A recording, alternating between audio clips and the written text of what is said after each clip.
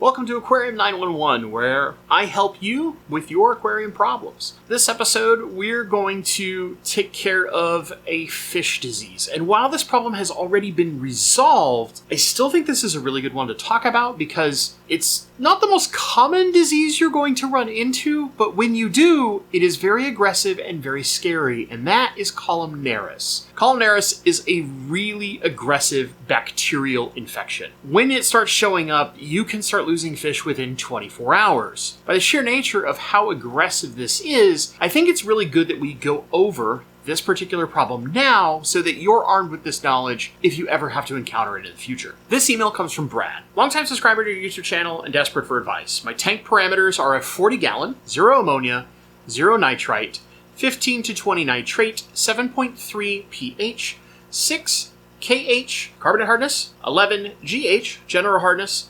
Temperature is at 77 Fahrenheit. Using a CO2 drop checker to lime green. It's a heavily planted with a mix of Corydoras, Sturbis, and Albinos, some Tetras, Neon, Black Skirt, and Silvertip, a Pleco, and 3 dwarf honey gouramis. I also have 3 Kuliloches, some Amano shrimp, Nearite snails, and 3 mystery snails. I have a community tank that's been running for about a year, and I recently got what appears to be Columnaris. White saddle and white mouth rot on some fish, and quite a few fish have been rapidly dying. I was advised on the Aquarium co-op forums to treat with Maricin 2, which I did 2 5-day courses, which stopped the dying and the symptoms went away. Here's the link to the thread with the detailed history if that helps, and I'm going to link that exact same thread down in the description because I feel like this is really important. And part of the reason why I'm wearing the old Aquarium Co-op hat here is because I want to give a little love to the Aquarium Co-op forum. I actually think it's a fantastic place. Many of the people who are regulars to my channel, people that are in the chat all the time when we do live streams, many of you hang out on the forums quite often. And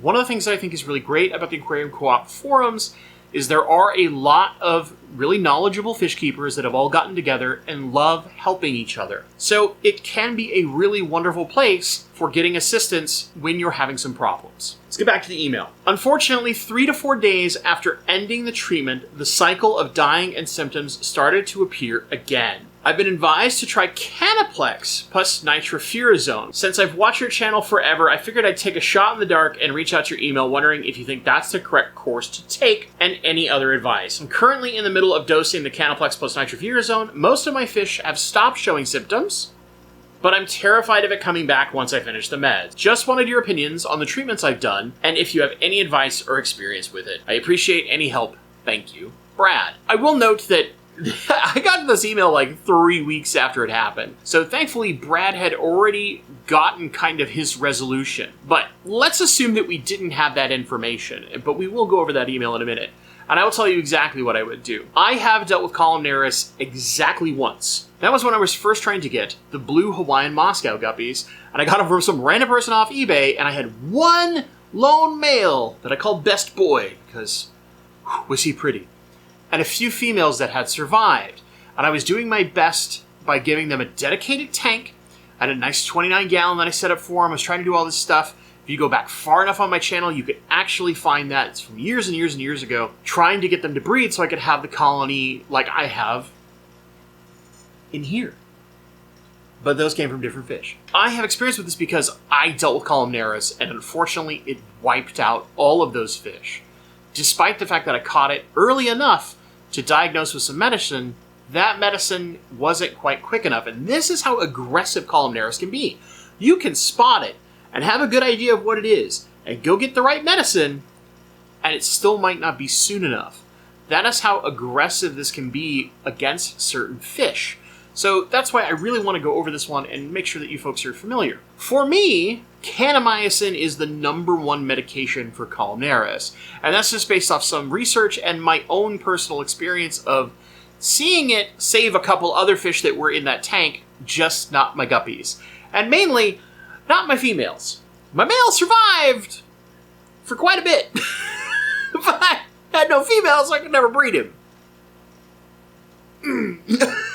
Anyway, so I think going to the kanamycin plus nitrofurazone combo is probably like the best because kanamycin or Canaplex is probably the most common way you're going to find it, which is the CCAM Canaplex.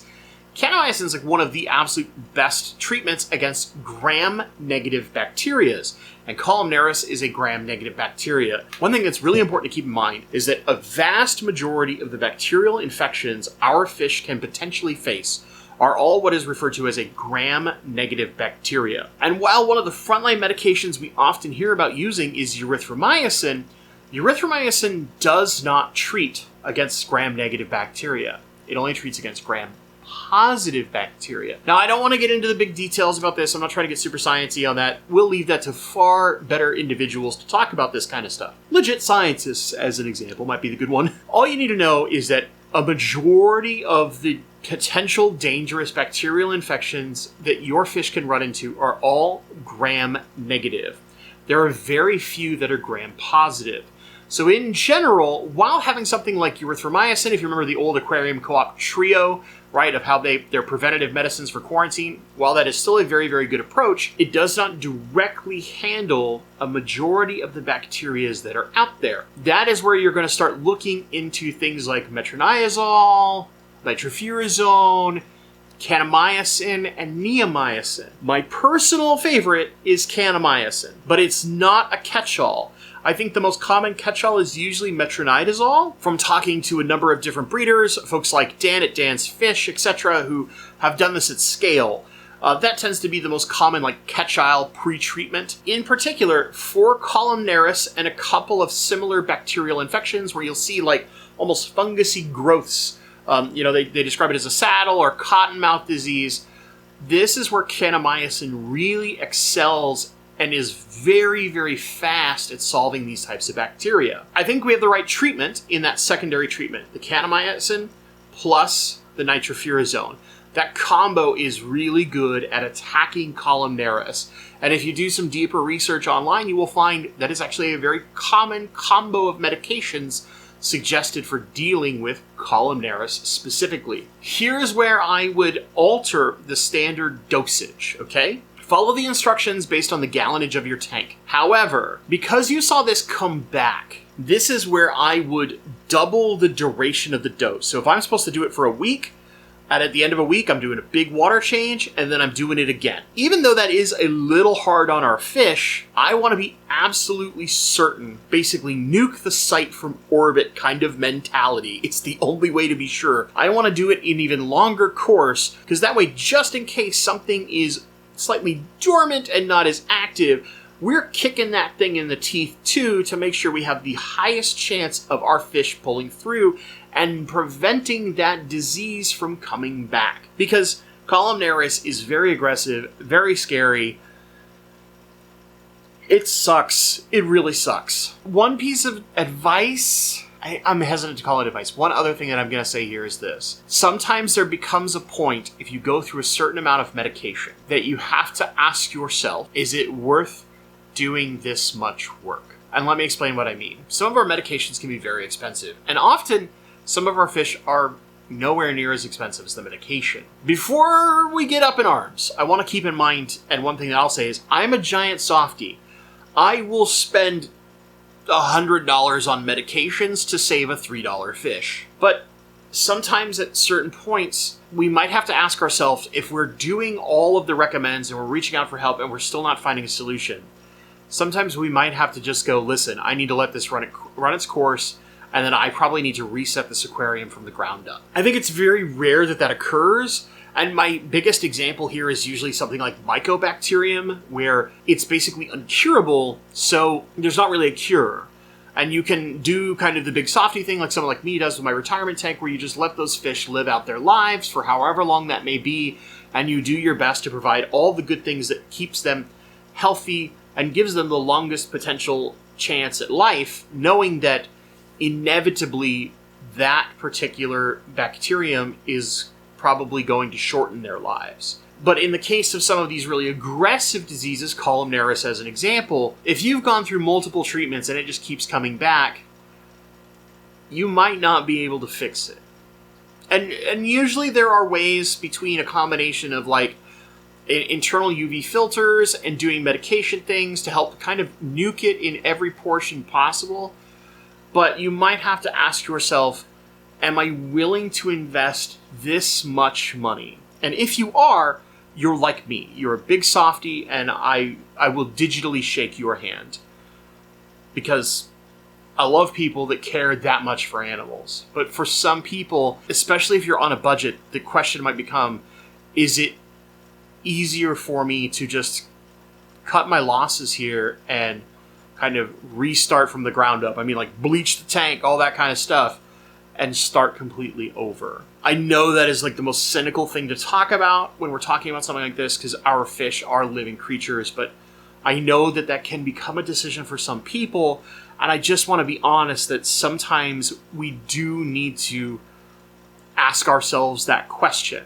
And I hope that all of us are in the position to say, I don't care what it takes. I'm a big softie. And when it comes to my fish, when it comes to my dogs, when it comes to basically everything but myself, I will do whatever it takes. And I hope that many of you have the same mentality, because I think when we put that much value on any living creature, it just makes life better. So let's get to the actual resolution, because we do have a follow-up email from Brad. Ended up running 2 courses. Did exactly what I would have done. Of Marison 2. It then came back. I did 2 courses of the Canaplex plus Nitrofurazone for 10 days. After that, it cleared up and hasn't come back since. Going on 3 weeks now. And it seems to be gone now. I hope permanently. I set up a quarantine tank, which I should have had all along. That's another thing that I will get to, is anytime you're getting new fish, like, realistically, if you have space, set up a quarantine tank. It doesn't need to be a permanent tank. You can set up a tank just long enough to quarantine for, 2 to 3 weeks, and then move the fish and tear the tank down. This is my personal quarantine practice when I was bringing in lots of fish, is I would have a quarantine tank and it was not permanent. It would be up for 2 weeks to a month, depending on how the fish were looking. Those fish would get moved, the tank would get torn down. It might stay in the same spot, but I would literally drain it completely. Don't make your quarantine tank permanent. It's my suggestion. Unless you're just like an importer and you're always bringing them in, then okay, I get it. Lesson learned big time. Lost a bunch of my Coriodoras in the process, but luckily most of the tank survived. Really sorry about Cories. They're so cute. Just got back into the hobby this past year, inspired by your videos and Cories from the Aquarium Co-op. Running this tank, the one that got infected, and a small 15-gallon Fluval Flex. I love the 15-gallon Fluval Flex. It's a great tank. With pea puffers, who thankfully never got infected with it. Attaching a picture of my tanks and pea puffers on the left and main planted tank on the right, which you're seeing that picture now. Thank you for getting back to me. I was just kind of panicking while in the moment I saw your video asking for advice, so I figured why not shoot an email. I know you probably get thousands, so it takes time to respond. No worries. Yeah, I mean, obviously by the nature of this, like, we had responses and it's 3 weeks of cleared up. I'm a little behind. I think I've mentioned that, but I'm trying my best. So I'll reiterate here for those who are still watching, which, by the way, thank you so much. I'm the worst person to go for fish disease. Just because of the amount of time it typically takes me to get through emails. And also, I'm just not that good at diagnosing them if you don't know what they are.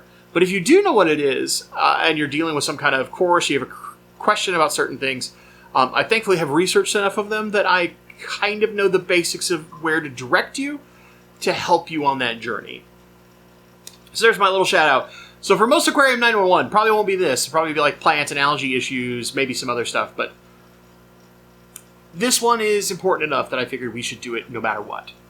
So what I want to hear from you guys in the comments down below. Have you dealt with Columnaris? Have you been lucky and never had a fish disease? I want to hear from you in the comments down below.